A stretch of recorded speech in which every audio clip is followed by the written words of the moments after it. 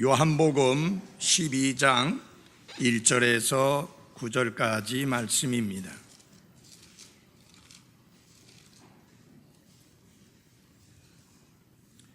요한복음 12장 1절에서 9절까지 말씀입니다.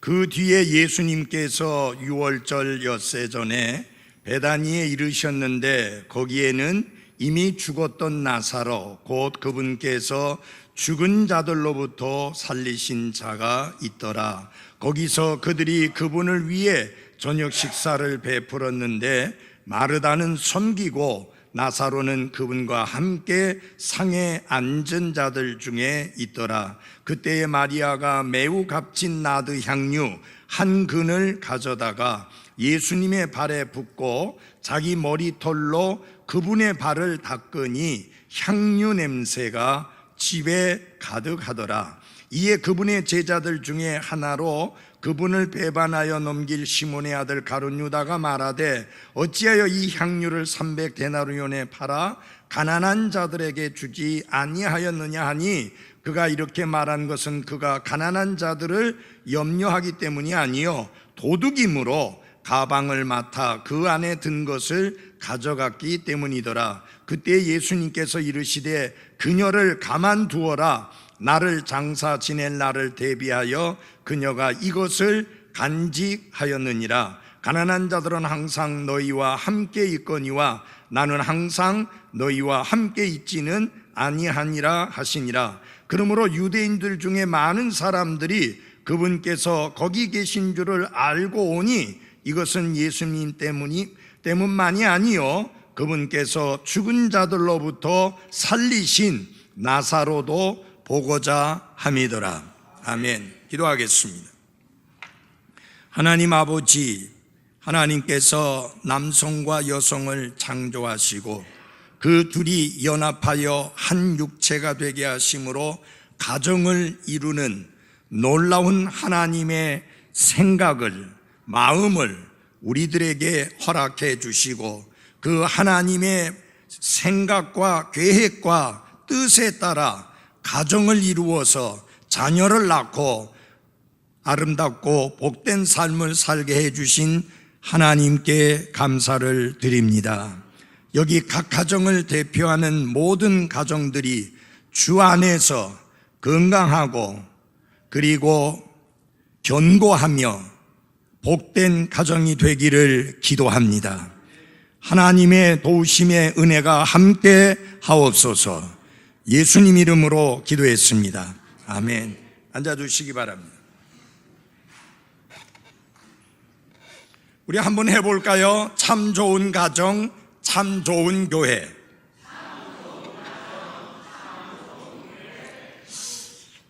오늘 아침을 좀 안 드시고 오셨습니까? 어떻게 이렇게 힘들이 없으세요? 한 목소리가 안 되는데 한 번 더 큰 소리로 시작.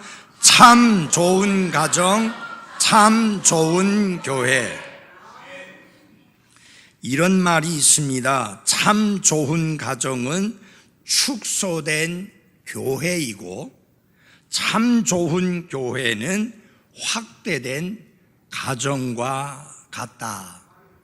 이게 무슨 의미냐면요, 교회는 여러 가정들로 이루어집니다.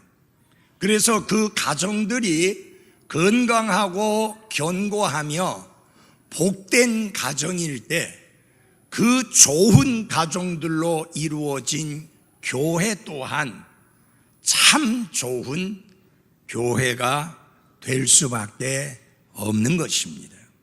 반대로 가정이 건강하지 못하고 문제투성이의 가정이고 하루가 멀다 하고 다투고 싸우는 가정들이 함께 모여서 교회를 이루고 있다면 결코 그 교회는 참 좋은 교회가 될 수 없습니다.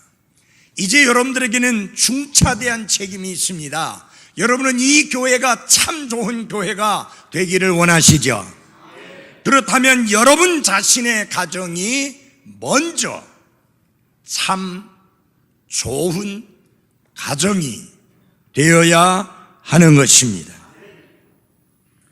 가정은 어떠해야 되는가?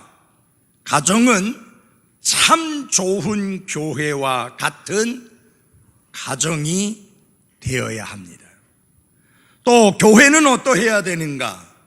참 좋은 가정과 같은 교회가 되어야 합니다. 처음에 하나님께서 남성과 여성을 창조하셨습니다.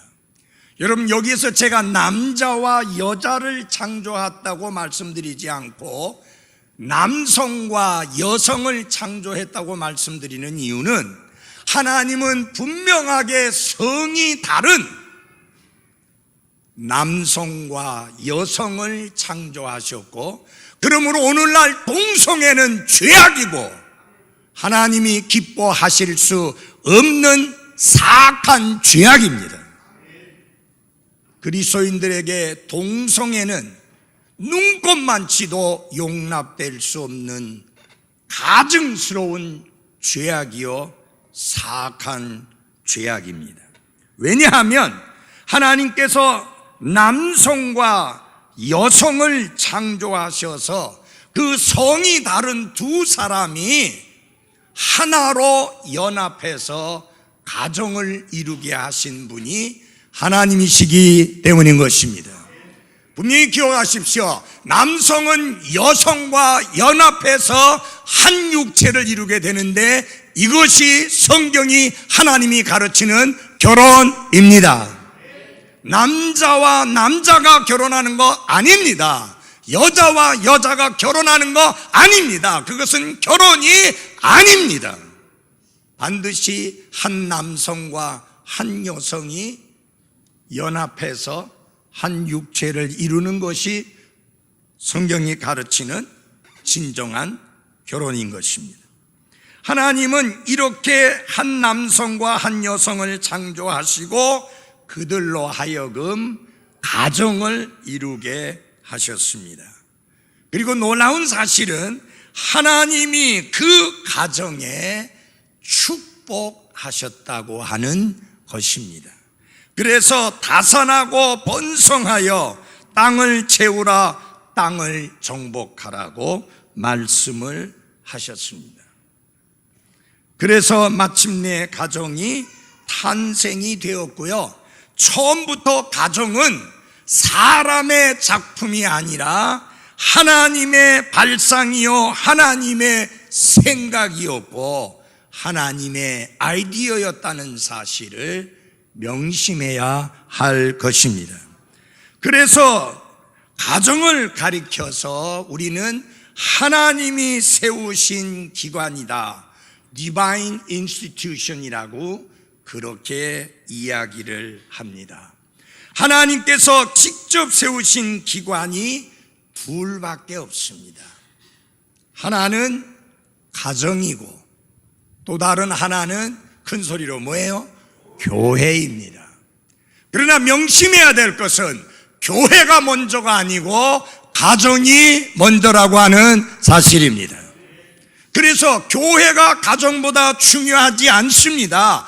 가정이 더 중요하고 가정이 건강하고 견고하고 복된 가정이 되어야 그 교회가 건강하고 견고한 교회가 될 수 있는 것입니다. 그런데 우리가 가만히 주위를 살펴보면 어떤 가정은 건강하고 견고하며 복된 가정인 반면에 어떤 가정은 그렇지 못한 경우들을 많이 봅니다. 그래서 남편이 아내를 죽이고 자식을 죽이고 스스로 목숨을 끊는 일들이 비일비재하게 일어납니다. 며칠 전에도 한 가족이 자살을 했죠. 그 이유는 빚 때문이었습니다. 정말 그분들이 구원받은 그리스도인으로서 하나님의 말씀에 따라 가정을 꾸려나갔다면 그렇게 엄청난 빚더미에 쌓이지도 않았을 것이고, 그리고 스스로 목숨을 끊어야 되는 일도 생기지 아니했을 것입니다. 가정을 세우신 하나님의 지시와 하나님의 명령과 하나님의 말씀을 따라 가정을 세워갈 때만이 그 가정은 견고하고 건강하며 복된 가정이 될 수 있습니다. 그래서 가정을 세우시는 주체는 내가 아니요, 아내도 아니고 자식도 아니고 부모도 아니고 하나님이라는 사실을 명심하십시오. 하나님은 그 가정의 주인이셔야 되고 하나님은 그 가정을 지도하고 이끌고 세워가는 주체가 되어야 하는 것입니다. 건강하고 견고하며 복된 가정은 천국의 그림자인가 하면 그렇지 못한 가정은 반대로 무엇의 그림자이겠습니까? 지옥의 그림자입니다. 그래서 하나님께서는 건강하고 견고하며 복된 가정을 원하는 인생들에게 그 순례자의 길을 가는 동안에 꼭 필요로 하는 나침반을 주셨는데 그것이 무엇이냐? 성경입니다. 그 성경을 통해서 우리의 가정이 천국의 그림자가 되도록 하기 위해서 소중한 나침반을 주셨는데 그 성경은 여러분과 저에게 어떤 역할을 하느냐? 건강하고 견고하며 복된 가정을 준비하는 사람들을 위한 사랑의 교과서로서의 역할을 합니다. 여러분, 공부하는 학생들에게 제일 중요한 게 뭐예요? 큰 소리로 뭐예요? 교과서입니다. 건강한 가정을 위해서 꼭 필요로 하는 가정을 위한 교과서가 있다면 하나님의 말씀 성경입니다. 가정에 문제가 생겼을 때 그 가정의 문제를 치유하는 가정의 의학서로서 하나님은 우리에게 성경을 주셨습니다. 여러분이 성경을 통해서 문제를 풀려고 하면 결코 풀리지 않는 문제가 없다는 사실을 기억하시고 가정생활에 문제가 있을 때마다 성경으로 돌아가십시오. 그리고 성경이 무엇이라고 말씀하는가를 따르시기를 바랍니다. 남편의 고집이 아니고 아내의 강력한 주장이 아니고 자식들의 고집스러운 그 고집이 아니고 하나님의 말씀이 여러분의 가정의 문제를 해결하시는 해결서가 되게 하시기를 바랍니다. 우리의 가정은 날마다 새로워질 필요가 있습니다. 어떻게 우리의 가정이 날마다 새로워질 수 있느냐? 그 안내서로서 하나님이 뭘 주셨다고요? 성경, 하나님의 말씀을 주셨습니다. 조금 전에 읽은 이 본문 말씀을 보게 되면 한 가정의 모습이 보이고 있는데 이 가정을 보면 제가 여러분들에게 설명을 하고 나면은 고개를 끄덕이면서 그렇겠다라고 하지만 그렇게 설명을 드리기 전에는 왜 목사님이 저렇게 표현하는가 하는 것이 의아하게 들릴 수 있습니다. 이 가정은 건강한 가정입니다. 이 가정은 견고한 가정입니다. 그리고 이 가정은 복된 행복한 가정입니다. 근데 목사님, 아무리 봐도 이 가정이 그렇게 건강하고 견고하고 행복한 가정처럼 보이지가 않습니다. 예, 그렇습니다. 세상적인 관점에서 바라본다면 이 가정은 견고한 가정이고 건강한 가정이고 복된 가정이라고 말할 만한, 그렇게 부러워할 만한 가정이 아닌 것을 쉽게 알 수 있습니다. 왜냐하면 마르다와 마리아가 나오는데 결혼한 여자인지 아닌지, 성경은 말씀하고 있지 않습니다. 거기에 오라버니하고 같이 살고 있는데 그 오빠가 결혼한 사람인지 아닌지 성경은 말씀하고 있지 않습니다.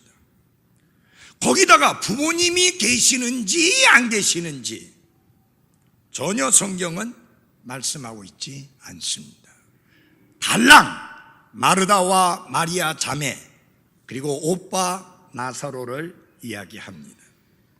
만약에 부모님이 계시지 않고 나사로가 결혼한 사람도 아니고 마르다와 마리아 역시 결혼하지 아니한 그런 젊은 여인이었다고 볼 때 세상적으로 보면은 이 가정이 건강한 가정이고 견고한 가정이고 복된 가정이라고 평하기가 어렵습니다.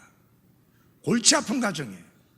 나이는 들어가는데 여동생들도 결혼 안 해, 오빠도 결혼 안 해. 그래서 달랑 삼남매가 같이 살고 있는 마치 독신자 합숙소 같은 그런 분위기가 지금 이 가정의 분위기입니다. 결혼하지 못한 노총각이 결혼하지 못한 노처녀인 여동생들과 함께 살고 있으니 여러분 이 가정이 무슨 행복한 가정이고 무슨 건강한 가정이고 무슨 견고한 가정이라고 말할 수 있겠습니까? 이 세상에서 말하는 행복의 조건들하고는 전혀 거리가 먼 가정이 바로 이 가정입니다. 그런데 예수님은 이 가정을 매우 사랑하셨습니다. 신약 성경에 보면 예수님이 이 땅에 계시는 동안에 3번 이상 한 집을 방문하신 경우가 없습니다. 근데 예수님은 이 땅에 계시는 동안에 3번 이상 이 가정을 찾아갔고 이 가정에서 이 가족들과 함께 아름다운 시간을 보내셨습니다. 귀한 가정이요, 소중한 가정이요, 은혜스러운 가정이요, 복된 가정임을 보여주고 있는 것입니다. 세상적인 행복의 조건이 하나도 없었음에도 불구하고 절대로 불행하지 않았던 복받은 가정을 들라고 하면 마르다와 마리아와 나사로의 가정이다 라고 하는 것입니다. 자, 그러면 왜 이 가정이 그렇게 건강하고 견고하며 복된 가정이라고 그렇게 자신 있게 말하는가? 3가지 이유 때문입니다. 이 가정에 있는 3가지 요소가 여러분의 가정에, 나의 가정에 있다면 그 가정은 건강한 가정, 견고한 가정, 복된 가정이 될 수 있습니다. 궁금하죠? 아무래도 오늘 정신 못 차리시는 것 같아요. 궁금하시죠? 도대체 건강하고 견고하고 복된 가정을 만드는 것이 무엇이냐? 결혼한 가족들이 산다, 그거 아니에요. 돈이 많다, 그거 아니에요. 가족들이 다 건강하다, 그거 아니에요. 이 가정에 있었던 3가지 요소가 우리의 가정에 있다고 하면 그 가정은 건강하고 그리고 견고하며 행복한 가정이 될 수 있는데, 첫째 뭐가 있어야 되느냐? 놀라운 간증이 있어야 합니다. 여기 이 가정이 건강하고 견고하며 복된 가정이 될 수 있었던 그 이유 중에 하나가 뭐냐? 나사로의 놀라운 간증이 있는 그런 가정이었다라고 하는 것입니다. 한번 보시기 바랍니다. 12장 1절 2절입니다. 그때 예수님께서 유월절 엿새 전에 베다니에 이르셨는데 거기에는 같이 읽겠습니다. 시작. 이미 죽었던 나사로 곧 그분께서 죽은 자들로부터 살리신 자가 있더라. 거기서 그들이 그분을 위해 저녁 식사를 베풀었는데 마르다는 섬기고 나사로는 그분과 함께 상에 앉은 자들 중에 있더라. 여러분, 간증이라고 하는 것이 무엇이냐? 테스몬이라고 하는 게 무엇을 의미하는 것이냐? 한마디로 말해서 구원받은 그리스도인의 이야기를 간증이라 그렇게 이야기합니다. 구원받은 그리스도인이 사람들에게 들려주고 이야기하는 그 이야기가 무엇이라고요? 간증입니다. 자신이 하나님의 말씀과 성령의 역사를 통해서 다시 태어난 이야기를, 예수 그리스도의 흘리신 보배로운 피로 모든 죄들을 용서받은 이야기를, 그리스도 예수님 안에서 새로운 창조물이 된 그 이야기를, 영원한 생명을 얻은 그 이야기를, 사망에서 생명으로 옮겨진 그 이야기를, 어둠에서 빛으로 옮겨진 그 이야기를, 지옥에서 천국으로 옮겨진 그 그리스도인의 이야기가 뭐냐? 간증인 것입니다. 예수님의 사랑과 예수님의 은혜와 그분의 놀라운 구원을 경험한 그리스도인의 이야기를 간증이라 그렇게 이야기합니다. 간증을 아주 쉽게 이야기하면은 나의 이야기다, my story라고 할 수 있습니다. 우리가 부르는 찬양 중에 아까 우리가 열심히 불렀던 찬양 기억하시죠? 이것은 나의 뭐예요? 간증이요, 이것은 나의 찬송일세. 이것은 나의 간증이요, 이것은 나의 찬송일세. 아멘. This is my story, this is my song이라고 영어 찬양에는 되어 있습니다. 간증은 너무너무 놀라운 구원받은 그리스도인 나의 이야기입니다. 내가 할 수 있는 이야기 가운데 이보다 더 신나는 것이 없고, 이보다 더 놀라운 것이 없고, 이보다 더 감격스러운 것이 없는 게 구원받은 그리스도인의 간증인 것입니다.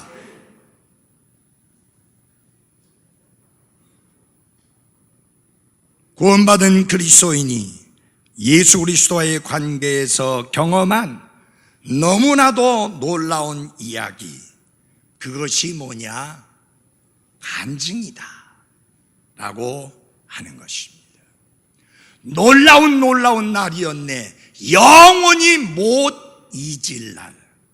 죄악의 길 잃고 헤매던 나 주님 찾아주셨네. 영원히 잊지 못할 그 구원의 날의 경험, 그 감격스럽고 놀라운 거듭남의 경험, 그 이야기, 그게 뭐냐? 그게 간증입니다. 이 간증이 없는 사람은 아무리 돈이 많아도 불쌍한 사람입니다. 이런 간증이 없는 사람은 아무리 건강해도 송장과 같은 사람입니다.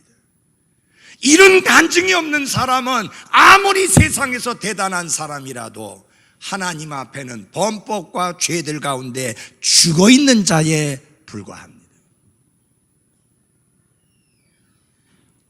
그런데 이 놀라운 간증이 바로 마르다와 마리아와 나사로의 가정에 있었다고 하는 사실입니다. 정말로 깜짝 놀랄 만한 사건이 있었는데 그것이 무엇이었느냐?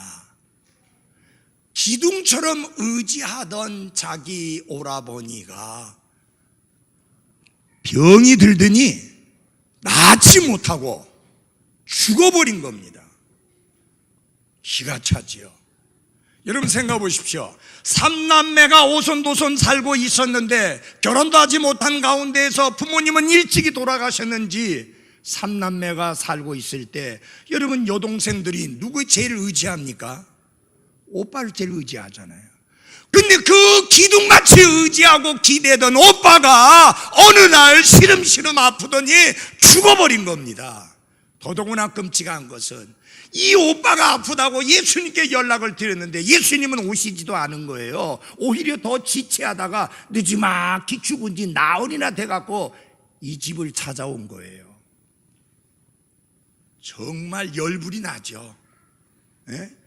우리가 어떤 관계인데 예수님하고, 우리 가정하고 예수님과 어떤 관계인데, 예수님하고 나사로 우리 오빠하고 얼마나 가까운 사이인데 아프다고 하면 열일째 켜놓고 달려오셔야지. 예수님이 세상에 죽고 나서 나흘이나 지났는데 그때야 모습을 보인, 얼마나 절망적이고 힘들고 마음 상하고 아픈 상황이겠습니까? 근데 여러분, 이 죽은 지 나흘이나 된 자기의 오빠 나사로를 예수님이 말씀 한마디에 살려주셨습니다. 나사로야 나오라고 하니까 죽은 지 나흘이 되었던 나사로가 일어나서 걸어 나왔습니다. 어떤 분은 이야기하기를 나사로라고 이름을 부르지 않았다면 모든 죽은 자들이 다 일어났을 것이다 라고 말할 정도입니다. 여러분, 예수님은 생명의 주님이십니다. 그는 죽은 자를 살리실 수 있는 권능의 주님이십니다. 이 오빠 나사로가 죽음으로부터 살아나는 이런 사건이 있었으니, 이런 간증이 있었으니, 이보다 더 신나는 사건, 이보다 더 신나는 간증, 이보다 더 흥분되는 이야기, 이보다 더 놀라운 이야기가 어디 있겠습니까? 죽은 오빠 나사로를 예수님께서 살리신 사건, 이 놀라운 사건에 관한 이야기가 이 가정의 매일의 삶을 감사와 감격 가운데 살게 하는 원천이 된 것입니다. 아무리 힘든 일을 겪어도, 아무리 어려움을 당해도 예수님이 그분의 은혜로 이 오라버니 오빠 나사로를 살려주신 것을 생각만 하면 어떤 어려움도 견딜 수 있고 감사하고 감격할 수 있는 바로 그런 이야기를 갖고 있는 가정이 이 가정입니다. 근데요, 성경을 보면 나사로가 한마디 이야기도 안 해요. 나사로가 한 이야기가 없어요. 그런데 이 나사로가 했던 건 딱 하나예요. 마르다는 섬기고 나사로는 그분과 함께, 그분이 누구예요? 예수님과 함께 상에 앉은 자들 중에 있더라. 이게 무슨 의미냐? 나사로는 비록 입으로는 표현해서 이야기한 것이 없지만 그의 행동과 삶으로 간증을 했습니다. 예수님과 함께 그 자리에 떡 버티고 앉아있는 그것이 이 예수님이 나를 죽음으로부터 살리신 분이십니다. 이 예수님 때문에 내가 죽음으로부터 살아났습니다. 간증이잖아요. 그게 간증이 된 게 뭐냐면은 많은 유대인들이 예수님이 거기 계신 것을 알고는 왔는데 예수님 때문만이 아니라 그분께서 죽은 자들로부터 살리신 나사로를 보고자 함이었더라. 나사로 때문에 많은 사람이 왔다. 사랑하는 그리스도인 여러분, 우리가 물론 입술로도 예수님이 나를 구원하셨다고, 내 죄들을 용서해 주셨다고, 나를 다시 태어나게 했다고, 나에게 영원한 생명을 주셨다고, 나를 새로운 창조물이 되게 해주셨다고 입술로 이야기해야 될 뿐만 아니라 우리의 행동과 삶을 통해서 간증해야 합니다. 무슨 말이냐? 앉아 있어야 될 자리에 앉아 있어야 합니다. 그리스도인들이 영과 진리로 경배드리는 그 자리는 여러분이 예수님과 함께 앉아 계셔야 될 자리입니다. 그 자리에 하늘이 무너지지 않는 이상 가능한 한 다른 그리스도인들과 함께 예수님께 감사하고 찬양과 경배를 드리는 그 시간에 예수님과 함께 앉아 있기를 바랍니다. 여러분들이 하나님께 영광 진료 경배 드리는 그날에 집에 있으면서 TV나 보고 있으면 혹시 불신자가 찾아왔다가 그 모습 보고 무슨 간증이 되겠습니까? 간증이 안 되잖아요. 정말 부득불한 경우에 우리는 경배 드리는 시간에 빠질 수 있습니다. 하나님도 알고 본인도 압니다. 그런데 게으름 때문에, 나태함 때문에, 불순종 때문에, 거역함 때문에 그 소중한 시간을 놓치고 있다면 그 사람은 어떤 사람이냐? 간증을 잃어버리고 사는 사람이다.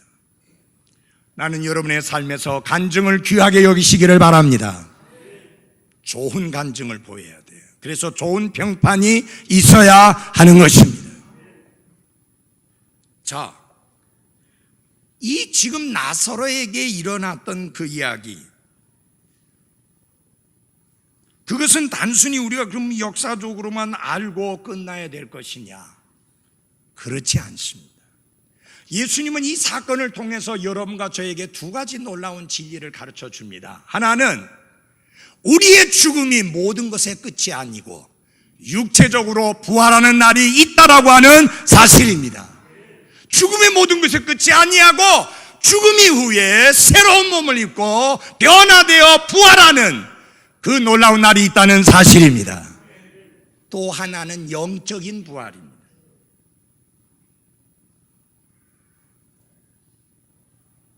여러분은 다시 살아난 경험이 있으십니까? 영적으로 다시 살아난 경험이 있어야 한다는 겁니다. 송장과 같은 내가 벌떡 일어나서 살아나는 경험에 못지않게 그보다 더 위대하고 그보다 더 영광스럽고 더 놀라운 영적인 부활의 경험이 여러분의 삶에 있어야 하는 것입니다. 그렇지 않으면 어떤 사람이냐? 범법과 죄들 가운데 죽어있는 영적으로 송장과 같은 사람이다.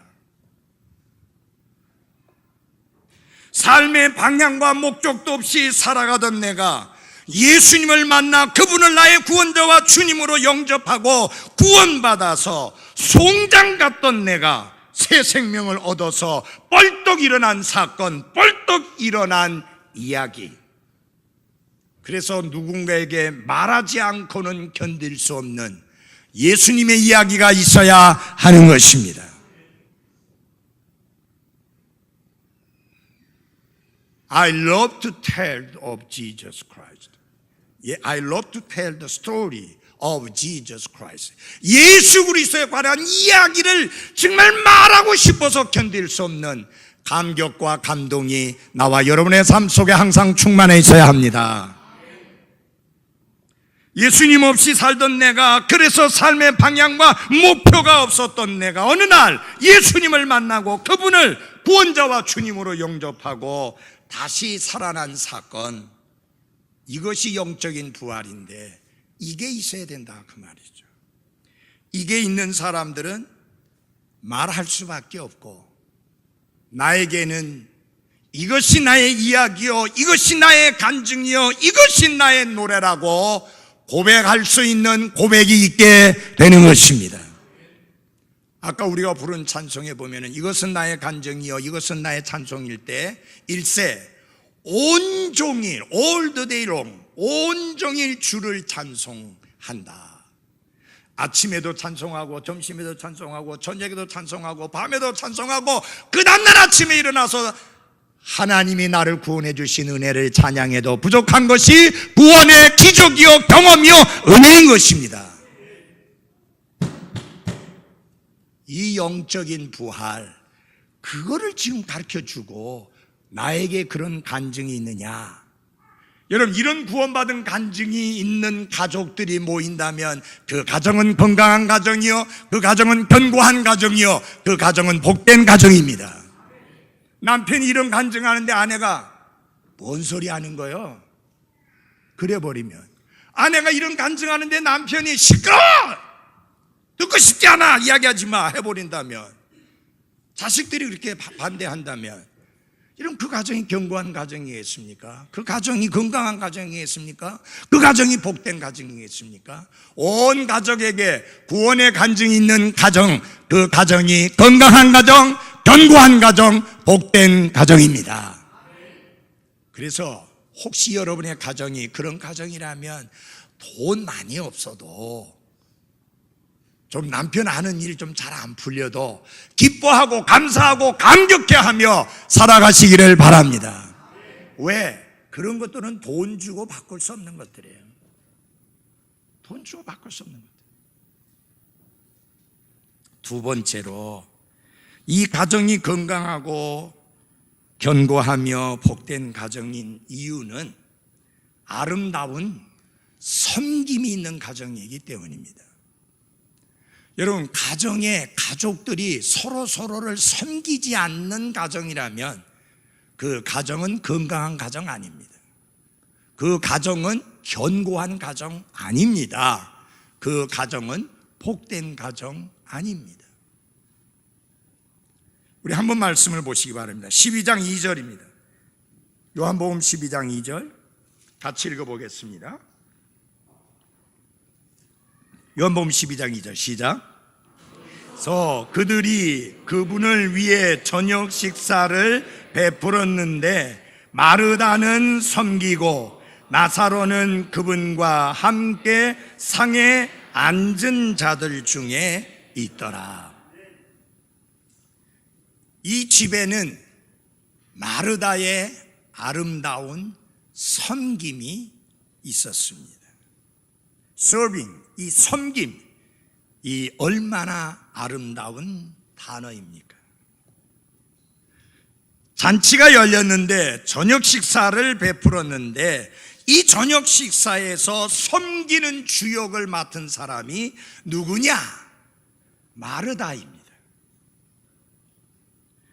제가 마르다와 마리아 자매의 일거수일투족을 성경에서 자세히 추적을 해보니까 상당히 대조적인 두 가지 모습이 나옵니다. 마르다 하면은 언제나 보면은 열심히 일하고 열심히 섬기는 모습입니다. 가만히 앉아있지를 못해요. 우리 교회 아무 모친처럼 너무 연세가 높아서 하지 말라고 해도 보면은 꼭 하고 계세요. 마르다가 그런 사람이에요. 근데 그 여동생 마리아는 계속 성경을 보면은요, 딱 한 가지 자세야. 앉아있는 거. 꼴보기 싫은 모습.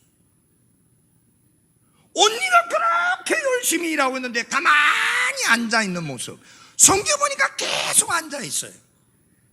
자, 요한복음 11장에 보면 마르다는 예수님께서 오신다는 말을 듣고 곧 가서 그분을 맞이하되 마리아는 여전히 집에 앉아있더라. But Mary sat still in the house. 언니가 나가든지 말든지 예수님이 오든지 말든지 집에 그냥 가만히 앉아있네. 누가복음 10장에서도 예외는 아닙니다. 마르다라 하는 어떤 여자가 그분을 자기 집으로 받아들이느냐, 예수님이 오니까 얼른 나가서 예수님을 맞아들인 분이 누구냐? 마르다인데, 그러면 마리아는 뭐하냐?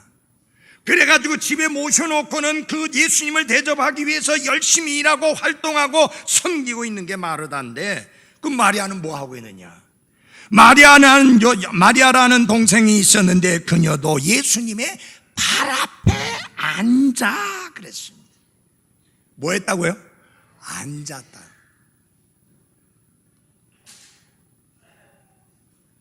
여러분, 이 사건을 보면 우리가 생각할 때 어떤 생각이 들어요? 저 마리아는 못됐고 마르다는 훌륭하다. 근데 아무도 그렇게 생각 안 해요.